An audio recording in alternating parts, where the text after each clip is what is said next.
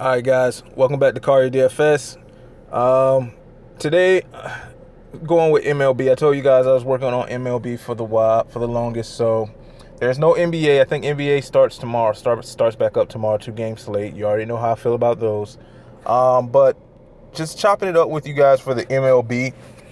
I don't know if you can see it clearly, depending on what you're viewing this on. I actually come up with a grid for pitchers. Let's see, can I zoom in? If you see it on the left-hand side, I have an orange highlighter for pitchers. On the left-hand side, I also have a pink highlighter for hitters.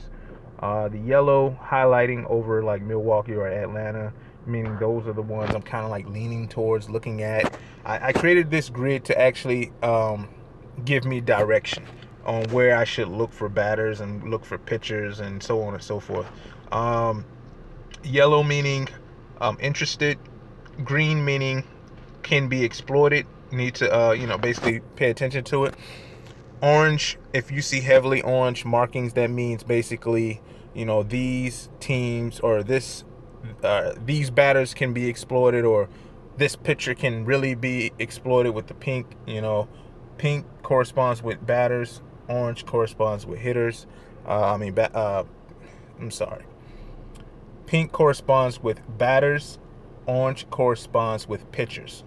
That gives me my direction. You're probably thinking, well, where do you get the numbers from? Where do you get the numbers? Well, I start with DraftKings. They give me a little rough estimate on how things should be marked up as far as like what team is doing good, what team is doing bad. It's not accurate. One thing you need to understand, that is not accurate. But it gives me enough information to give me direction. So with that, being that I know it gives me direction, I cross-reference everything with Fanduel. I cross-reference it with other sites, RotoCure, RotoGrinders, Fantasy Labs, everything. This is me giving you a somewhat summary of my process on how I actually attack DFS, rather it's football, NBA, baseball, or whatever. I do the same thing for hockey as well. All right, so this is a grid I create. I highlight everything. I put everything down. I write everything down, and I cross reference. I also write everything down for on my notepad. This right here, if you look up at the top, where it says Atlanta, I highlight or I jot down some of the few attributes that I'm more curious on, like the whip, the WHIP, or the home run percentage of a pitcher, strikeout percentage, the quality starts they usually get. And if you pay attention, the greens, everything that's highlighted in green. Like, so Texas, for example, is highlighted in green, even though we know that game may be rained out. Texas is highlighted in green as a star pitcher, number one pitcher for me. I jot it down at the bottom. So is Arizona. So is Los Angeles. And one I didn't put down because it's kind of like a up in the air type of situation. Like it could be a tricky play or sneaky play. Is Oakland, the Oakland pitcher. Again, I'm using numbers. I'm not going by who I like, who I think is interesting, who I favor. I don't do that. I go by numbers. At the same time, you should know numbers can be fudged. So, I'm just breaking down a simple process that I actually, and it takes me 2 to 3 hours to do this stuff. Like to actually sit down and just research, and look. And compare and cross-reference everything. It takes me a while to do this. And this is just from some of the stats that I look up. And this is primarily for pitchers. So, I put it in front of you guys simply because it's easier for you to identify with a pitcher you might want to play with, and identify with a weak pitcher you might want to get batters for. Like Milwaukee against Atlanta. The pitcher for Atlanta. He's not really, I don't want to say he's not great, but he can be exploited. But I also have stats and other factors that come in play when picking batters, like who steals the most bases, who's a real slugger or not. Like I have so much stuff that I take time to write down, jot down, and try to figure out, that I can't put it all in front of you. I can't. Even if I did put it all in front of you, you wouldn't understand it, because I wrote it or jotted. I put it down on paper for me to understand. So for you to understand something that I'm trying to express to you that I have in my mind, I would have to teach you. You get what I'm saying? So that's why I have no problem with showing you simple processes or my process when constructing a DFS MLB lineup. Like I said again, I'm not perfect at this. I'm actually trying to get better at MLB. So this may not work today. This lineup might not hit. It might hit green, it might not. But this is me giving you a little insight on the research I do and how I come across picking players that I think is worth having. Going down, I wrote down. All right, so at batters, you see I have a few X's on Texas, Kansas City, and Minnesota, I think. Again, those games might be rained on. So a few of the players I have X'd out, but there's still some players on there that I didn't X out. Like I think Escobar. He's a player that I didn't X out. Also, I don't know how to pronounce his fucking name. He's at third base. Schimpf. He is a great pick. Just throwing that out there. But yeah, so I jot down the batters that I might be interested in. Again, like I said, with other factors that I have going into choosing my batters. Who are home run kings, who slug hard, who steal bases. That goes in. I take all that in consideration.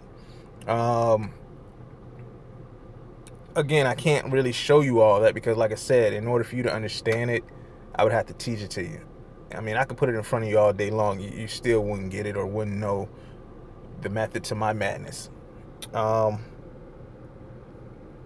the only reason why I'm showing you guys is because, like I said, I get comments, I get messages about, how can I be better?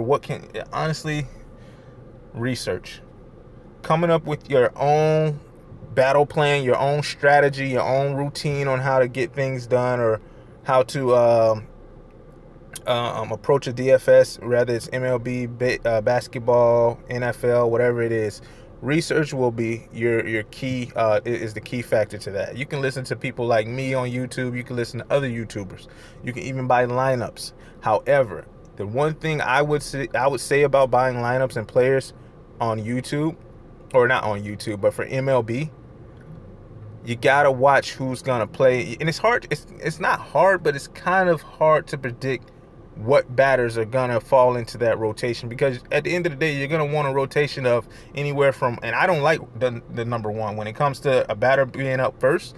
I don't like that. I try to stay away from it, but at the end of the day, that's not gonna stop me from picking a batter who's up first. But you want to pick someone between 1 and 6. Hey, you might can even get away with a 7. Someone who's batting 7 in the rotation or 7th in the rotation. So it's just little things you got to know and you got to take all in consideration, man. And I'm just here to help you guys out. Like I said, I do my research. I put the numbers together. I cross-reference everything. And I try to make it happen. Like I said, this is a work in progress. I'm learning MLB. Don't get me wrong. I don't watch it. I don't care for it. But when it comes to DFS, if it's something that piques my interest, I try to learn as much as I can and try to be the best I can at it. So I'm competitive. That's just it. All right, going into a few of my lineups. All right, so for Fanduel, this is what I have for Fanduel as far as a lineup construction goes. I don't know if it's going to hit. Again, this is me taking a stab at it, learning all I need to learn, putting all the numbers together, crunching the data, outlining a strategy, seeing what will work for me. I'm going to run this lineup, and I'm going to, hopefully it does well. We'll see. We'll see together. I'm showing you this now. I'll show it to you on tomorrow when I do my recap. Uh, Again, like I said, man, it's hard to really predict who is gonna be in a starting lineup, and try to I don't want to say sell players to you, but it's hard to really predict that when you don't know what the starting lineup's gonna or rotation is gonna be like. So these guys aren't set yet. They might be. I haven't checked my site yet. I just wanted to rush and do the video real quick.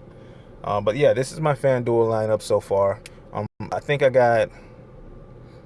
thought I had a Milwaukee stack. So no, I do not have a Milwaukee stack. I have a Houston.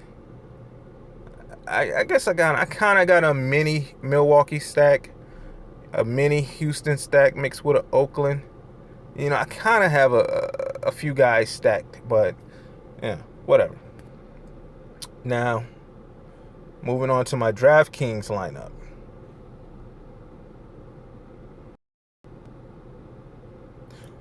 You know, I'm not too sure about the Oakland pitcher. However, you know, I'm gonna give him a shot. I'm gonna see what he can do. But for some reason, all numbers are pointing towards McCarthy, so I think I'm gonna stick with him. For my I got a hell of a Milwaukee stack for my DraftKings, simply because they allow me to have 1, 2, 3, 4, 5 individuals from five players from the same team. You know, not much. Got a few. Got 2 Pittsburgh Miami games going on, but not that much. This is my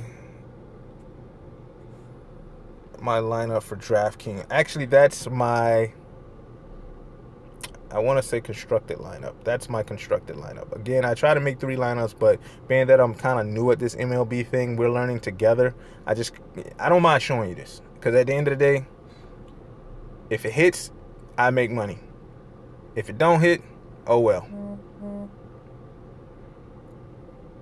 Now, I probably shouldn't go with Greinke, because to me, honestly, I think he's going up against a tough batting squad. But fuck it, I'm gonna try it. I'm gonna try him and go from there. I think my there's a few minor changes, but for the most part, I think my my lineup is the same, as far as like having a Milwaukee stack mixed with a few individuals here and there from Miami and Pittsburgh, and the Oakland game. So it's pretty much similar to my the first lineup on DraftKings that I made.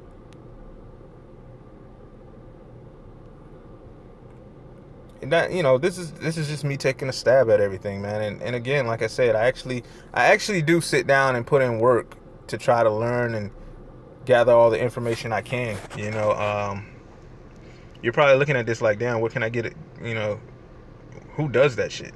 I do it. You know, I do it. You know, you want to be good at something, you gotta put your best foot forward, and you gotta study, you gotta research, man. And and another thing, you know, speaking of DraftKings, whenever you find very little concern for the night games in the latest MLB slate. All right, I'll check back into that. Another thing, when you find yourself needing more funds, don't hesitate, or don't be afraid to go to the our quarter arcade games on DraftKings for whatever. Honestly, this is where you play like a shark. For the quarter games, load up 50 lineups, pray 50 lineups hit, and if they do hit, reap the benefits from it. Because that's gonna just push up your bankroll. That's all. It's gonna push up your bankroll. So, for example, if you're good in basketball, I don't know, use some type of optimizer to make 50 lineups. I mean, of course, you're gonna have to tweak it to your preference, but make 50 lineups. Go to the quarter arcade, load the CSV into the DraftKings, and just watch your money bill. Like, honestly, it works. It really do work. Let's say, I think for 50, I think that's like $15. $15 for 50 lineups at the quarter arcade. I think, what did I hit? What did I make last night? I think I made 50 lineups. I think it was $15 my buy-in, and 30 lineups cashed. And out of the 30 lineups, I walked away with $75. So, and they also have it for the a dollar entry, 50 lineup max for the dollar entry. So, you know, you don't necessarily have to just go to the quarter arcade. You know, you can go to the dollar the dollar 50 lineup entry or whatever. Again, you know, just little things you can do outside of just playing tournaments or GPPs or head-to-heads to improve your bankroll. Just little tips things you could do to improve your bankroll. I don't know if you guys are already doing it. Just saying, it's worth mentioning. It's worth considering. And that's it, man. Like, you see what I do as on paper, as far as like the main slate goes. You see how I cross-reference everything. You see how I put the numbers together for pitchers and batters. That's all I got, man. I just thought that this would be helpful for you guys. I mean, this is a learning process for me as far as MLB. We're going to see where it goes. We're going to see if it hits. If it do hit, great. If it don't, back to the drawing board. But that's all I got. If you like what I've done, like, comment, subscribe, and I'm out.